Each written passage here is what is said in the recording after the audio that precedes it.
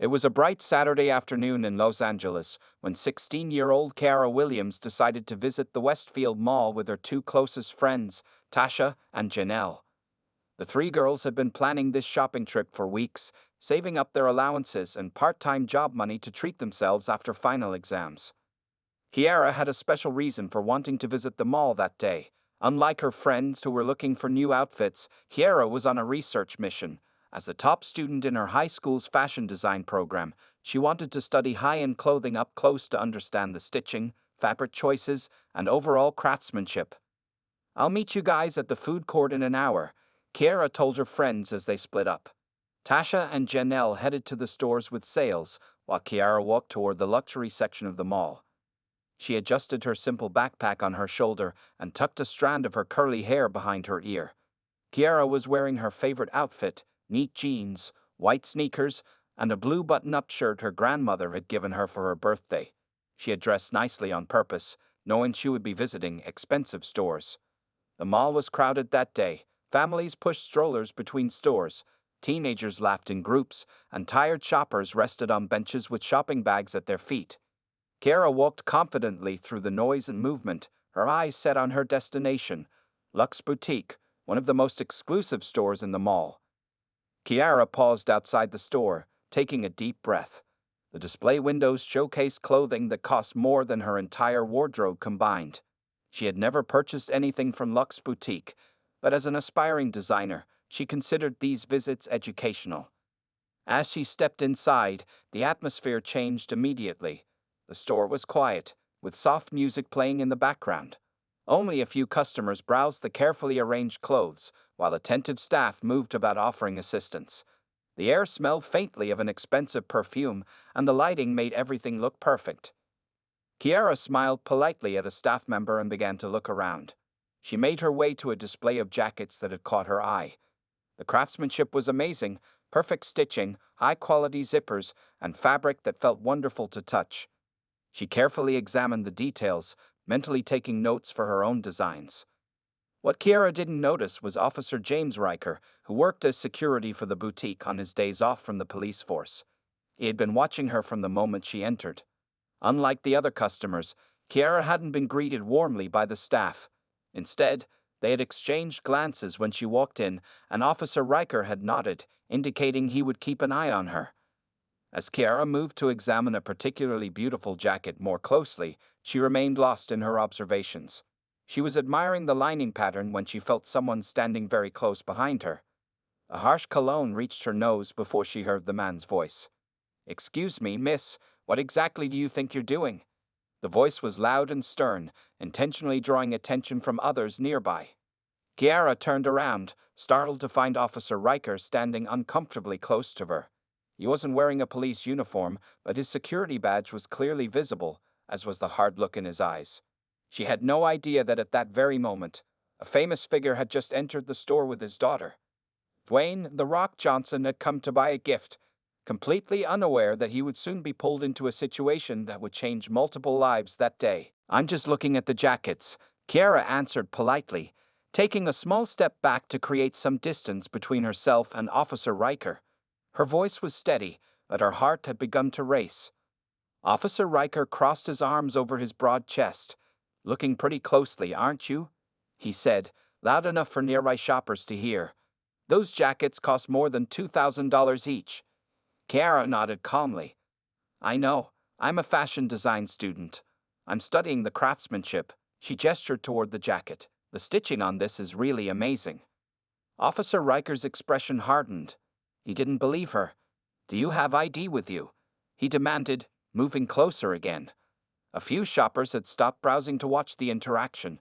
An older white couple exchanged uncomfortable glances. A store employee hovered nearby, unsure whether to intervene. "I'm 16, Kiara explained, maintaining her composure though her cheeks had grown warm. "I have my school ID." She reached slowly toward her backpack. "Stop," Officer Riker barked, holding up his hand. "Don't reach for anything. Put your hands where I can see them." Kiara froze, her hands now visible at her sides. The store had grown quieter. More people were watching now, including a mother who quickly ushered her young daughter away from the scene. "Officer, I was just trying to show you my ID like you asked, Kiara said, her voice slightly trembling now. I'll check your bag myself, Officer Riker said. He pointed to a small table near the register. Put it down over there and step back. Kiara felt humiliation wash over her as she walked to the table with Officer Riker following closely behind her. She placed her backpack down as instructed. What's happening? Asked a female store employee who had finally approached. Just doing my job, Officer Riker replied without looking at her. This girl was acting suspicious around our most expensive merchandise. I wasn't, Kiara began. Be quiet, Officer Riker interrupted. He unzipped her backpack and began removing items one by one, placing them on the table. Textbooks, a water bottle, a small sketchbook, colored pencils, her wallet, and her phone.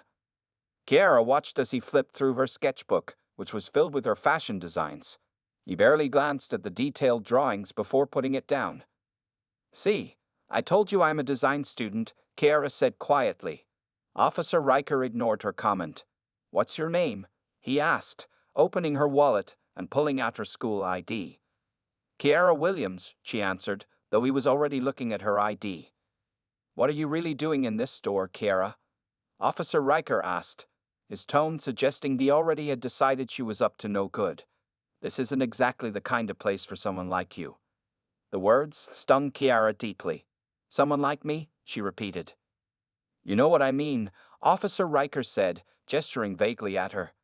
You don't look like our usual customers. By now, a small crowd had gathered at a distance. Among them was a tall, broad-shouldered man who had entered the store with his teenage daughter just minutes earlier.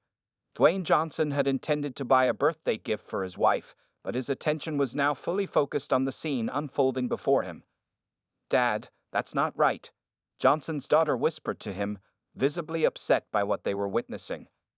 Johnson placed a reassuring hand on his daughter's shoulder, his expression serious as he continued to observe. He noticed how Kiara maintained her dignity despite the officer's increasingly disrespectful tone. He saw her hands trembling slightly as she stood alone, surrounded by strangers who were watching but not helping. Stay here for a minute, sweetheart, Johnson told his daughter quietly, his decision made. As Officer Riker continued his unnecessary search and questioning, Johnson began to move toward them, unnoticed by the security officer who was too focused on intimidating a teenage girl to realize who was approaching. I think you should leave the store now, Officer Riker said to Kiara, his voice loud enough that everyone nearby could hear.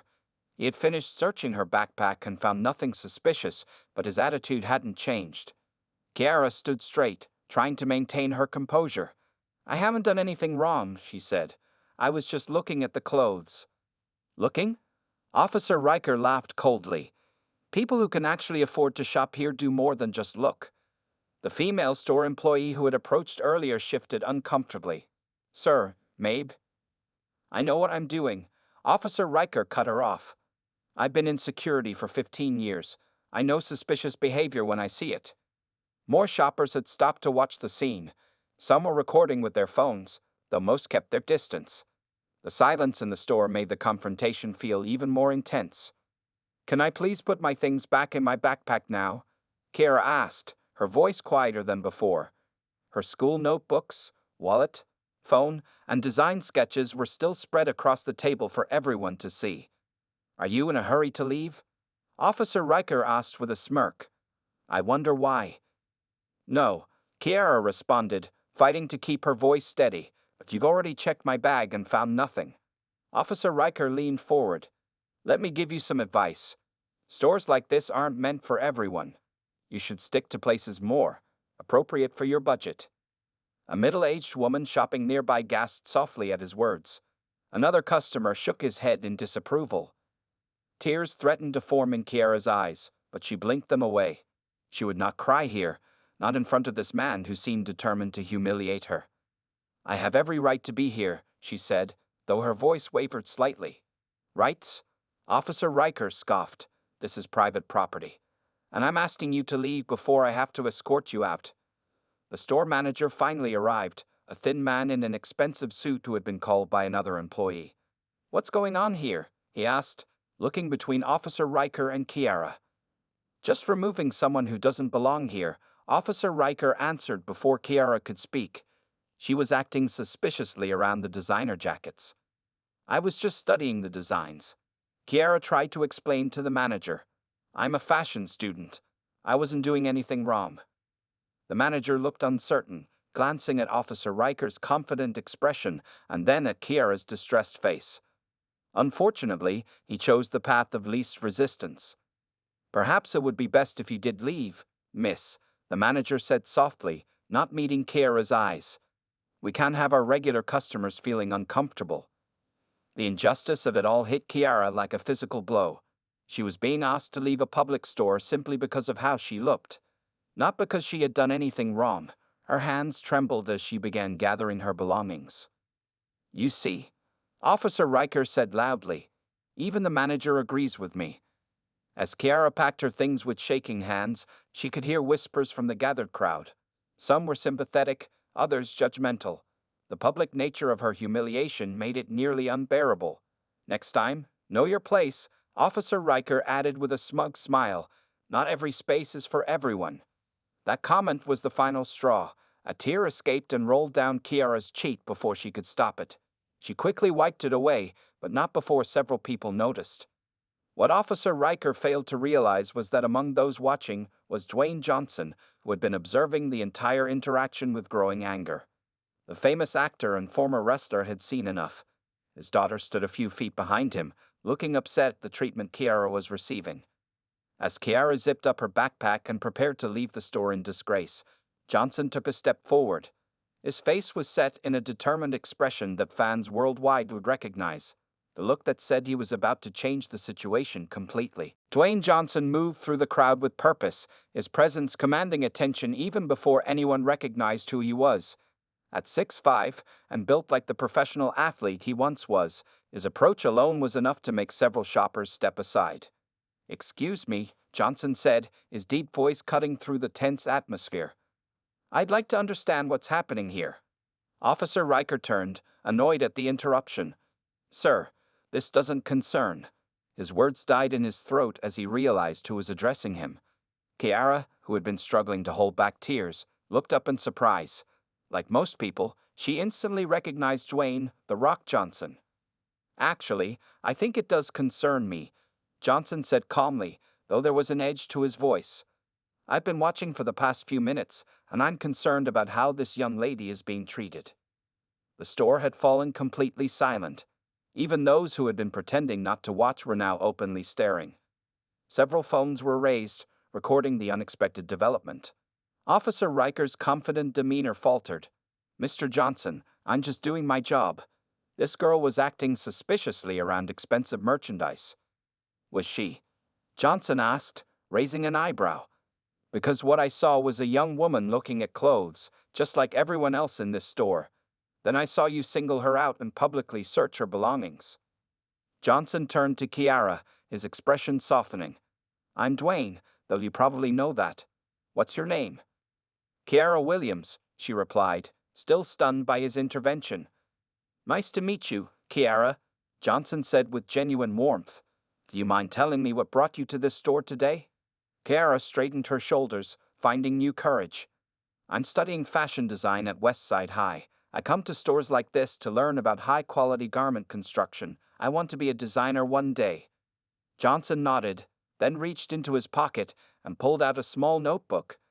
My daughter told me to come check out these jackets, he explained, showing Kiara the page where his daughter had written down some brand names. She said the craftsmanship is worth studying. Sounds like you two think alike.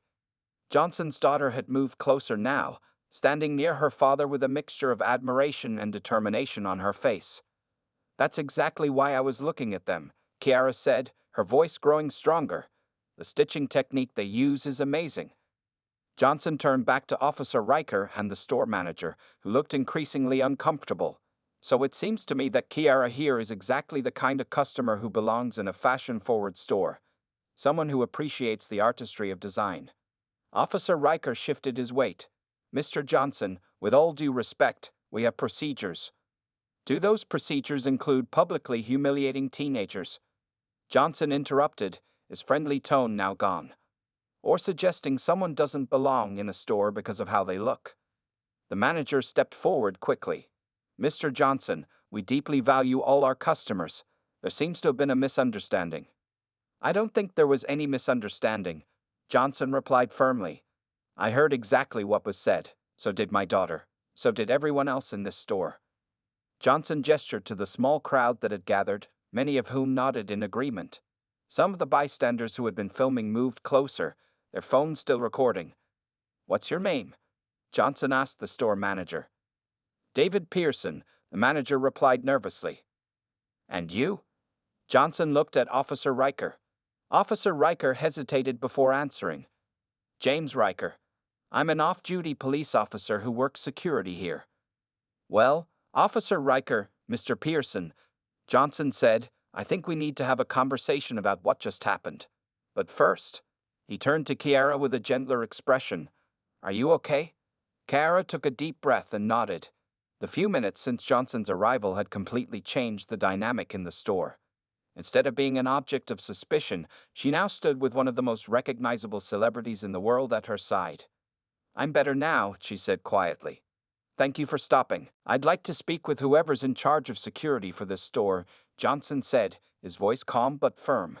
Not just Mr. Riker here, but his supervisor. The store manager, David Pearson, nodded quickly. Of course, Mr. Johnson. I'll call the head of our security team right away.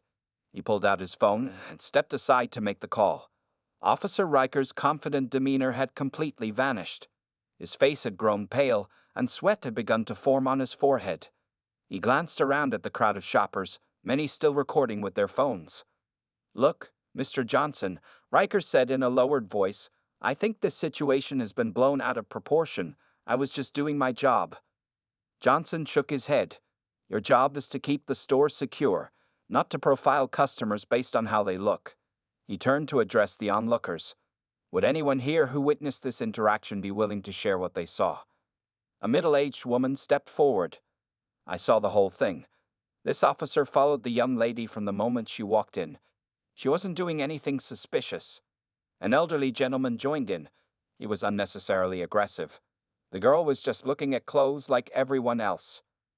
My daughter and I watched him empty her backpack on that table over there, added another shopper. It was humiliating and completely uncalled for. Kiara stood quietly beside Johnson, still processing how quickly things had changed. Johnson's daughter had moved to stand next to her, offering a supportive smile. I'm Jasmine, Johnson's daughter whispered to Kiara. I'm sorry that happened to you. Thanks. Kiara whispered back, I can't believe your dad stepped in like this. Johnson overheard their exchange and turned back to them. Jasmine is the one who noticed what was happening first, he explained. She told me we needed to do something. The manager returned, looking nervous. Mr. Santiago, our head of security, will be here in 10 minutes. He was in another part of the mall. Good, Johnson replied. While we wait, I'd like to see your store's policy on approaching customers who are suspected of shoplifting.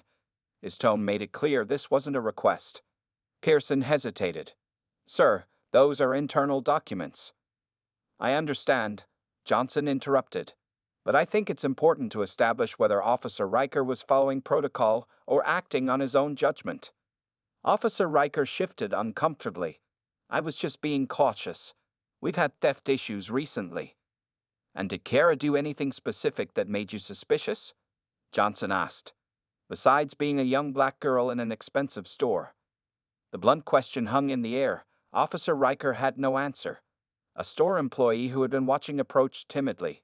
Sir, I work here 5 days a week. We have young people come in to look at designs all the time. Fashion students from the local colleges visit regularly. She glanced nervously at her manager before continuing.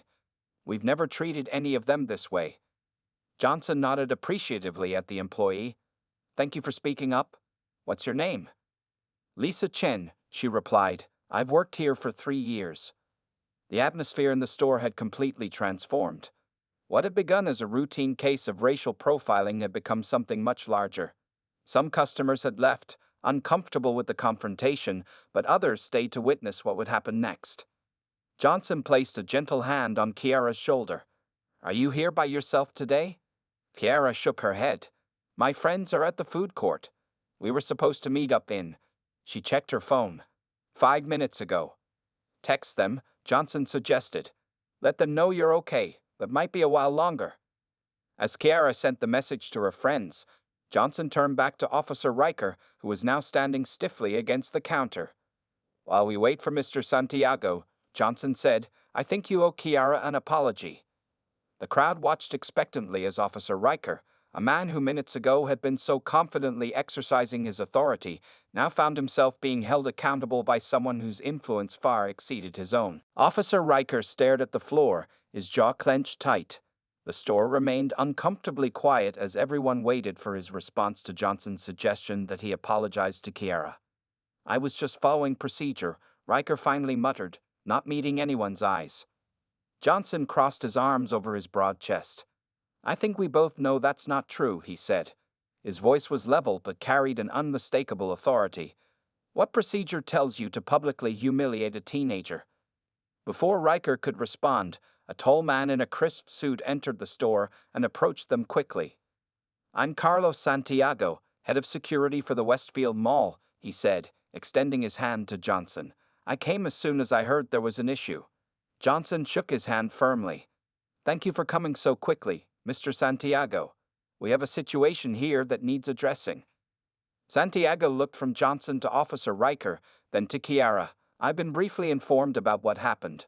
First, young lady, I want to apologize for any poor treatment you received in our mall. Kiara nodded quietly, appreciating the immediate acknowledgement. Now, Santiago continued, I'd like to hear from everyone involved what exactly took place. He pulled out a small notebook. This is serious, and I want to make sure we have all the facts. For the next several minutes, Santiago listened carefully as different people described what they had witnessed. He took notes as Kiara explained her interest in fashion design and how Officer Riker had approached her. Several bystanders shared their observations, and Lisa Chen, the store employee, confirmed that Kiara had done nothing suspicious. Officer Riker's version differed significantly. He claimed Kiara had been hovering nervously around expensive items and acting evasive when approached. That's simply not true, Johnson interjected. My daughter and I watched the whole thing. She was studying the jackets, not acting suspicious in any way. Santiago nodded thoughtfully.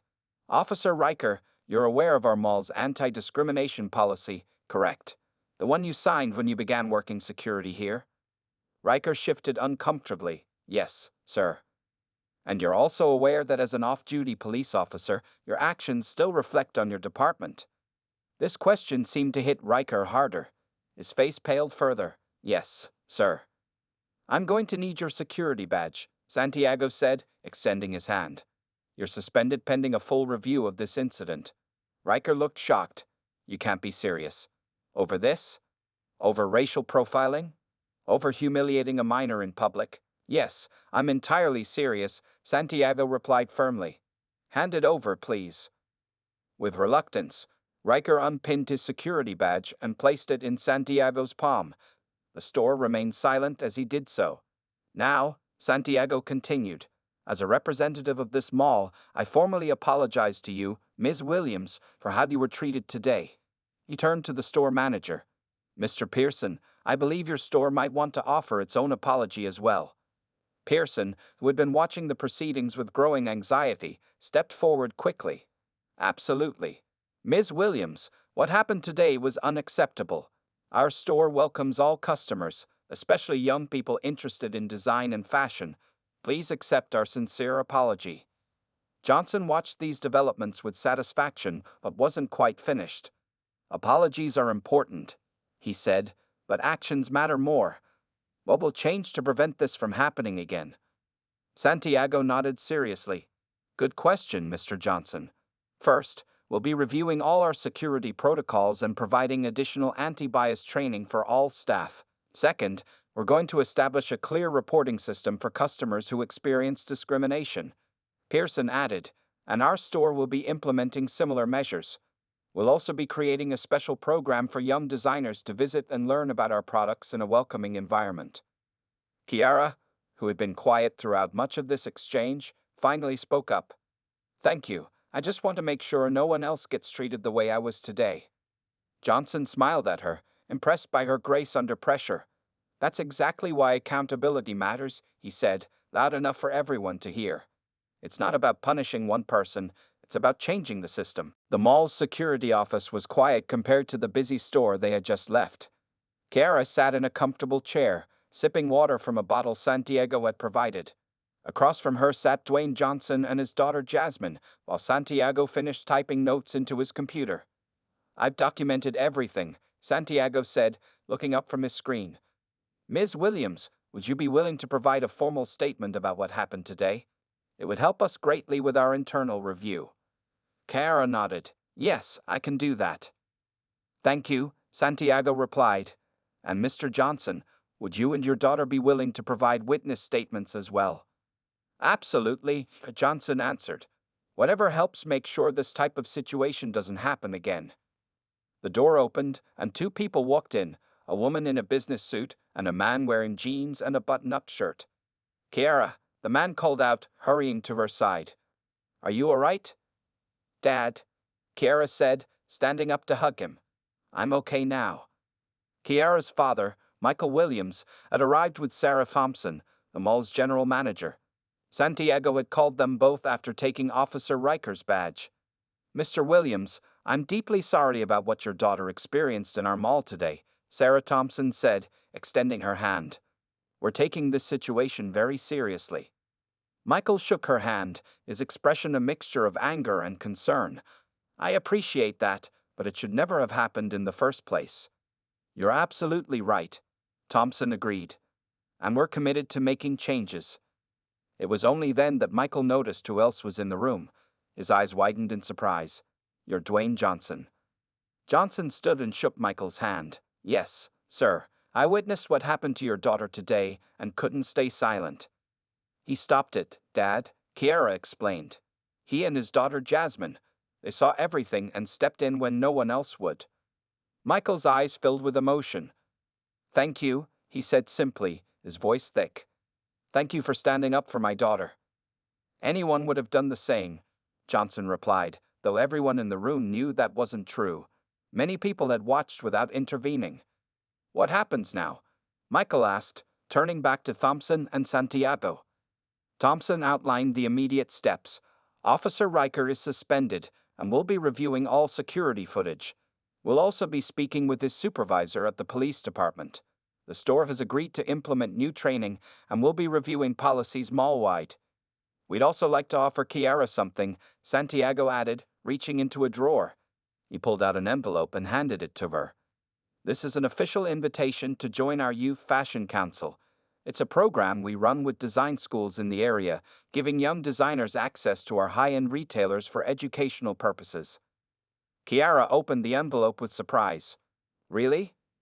Your interest in design is exactly what this program was created for, Thompson explained. We should have invited you long ago. Johnson smiled, watching this positive development. Then he had an idea. If it's all right with Kiara and her father, he said, I'd like to add something to this resolution. Everyone looked at him curiously. I'm working on a new clothing line for my Project Rock brand, Johnson explained. We're focusing on combining style with performance.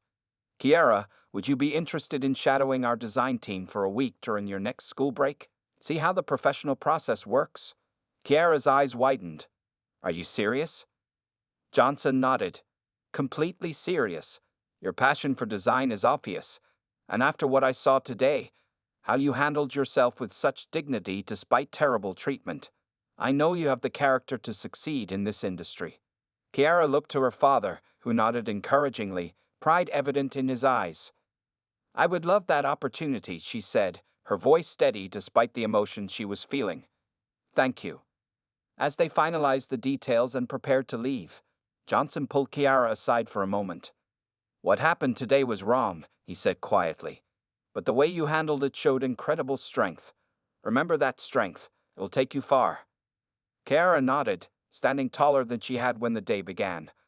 What had started as one of the worst experiences of her life had somehow transformed into something powerful, a moment of change, justice, and unexpected opportunity. 6 months had passed since that fateful day at Westfield Mall. Kiara Williams stood in front of 30 students in the main hall of Westside High School, her voice clear and confident as she spoke into the microphone. "When I started the Equal Treatment Initiative, I wasn't sure if anyone would join," she told the audience. "Now look at us, 30 members and growing every week." The Equal Treatment Initiative, or ETI as students called it, had become one of the most active organizations at Westside High. What began as Kiara's response to her personal experience had grown into something much larger. Principal Garcia nodded approvingly from the side of the room. When Kiara had first proposed the group, he had immediately supported the idea. The ETI now worked directly with local businesses to provide anti-bias training and create guidelines for treating all customers with respect. "Our latest partner is City Place Shopping Center," Kiara announced to Applause.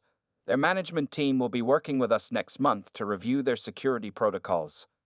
After the meeting ended, Tasha and Janelle, the same friends who had been with Kiara at the mall that day, helped her gather the information packets. "Did you see the email from Westfield?" Tasha asked excitedly. "They want us to present our training at their regional manager meeting." Kiara nodded, still amazed by how far their work had spread. It's hard to believe that something so terrible could lead to this much positive change. The changes had extended far beyond Kiara's school group. True to their word, Westfield Mall had completely overhauled their security practices. Officer James Riker had been removed permanently from mall security and assigned to mandatory sensitivity training at the police department. The Luxe Boutique had implemented new customer service guidelines and offered their staff extensive training on recognizing and addressing bias. Most surprisingly, the incident had gone viral after someone uploaded video footage of Dwayne Johnson confronting Officer Riker. The clip had millions of views within days, sparking important conversations about racial profiling in retail spaces across the country. Kiara's phone buzzed with a notification. She pulled it out to see a message from an unexpected contact. "Jasmine Johnson.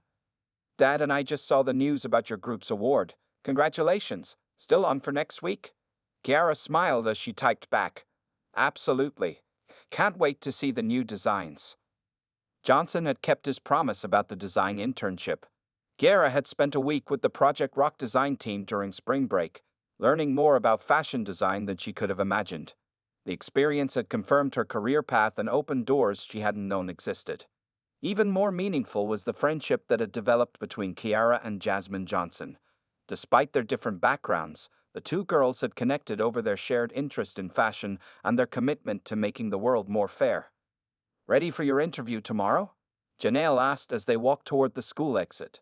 "I think so," Kiara replied. A local news station was doing a feature on teen activists, and they had selected Kiara as one of their subjects.